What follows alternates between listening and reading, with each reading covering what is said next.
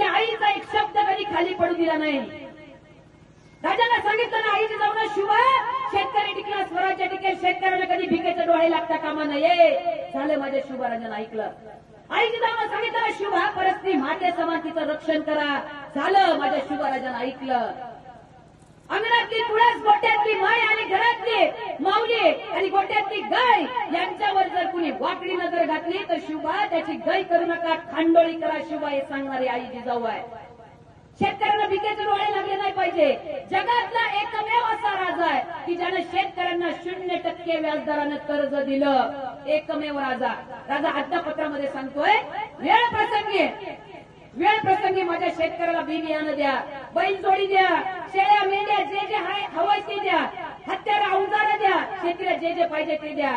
शेतकरी टिकला, स्वराज्य टिकलं. एक एक मावळा स्वराज्याच्या मातीसाठी मरायला तयार होता का? या भगव्यासाठी.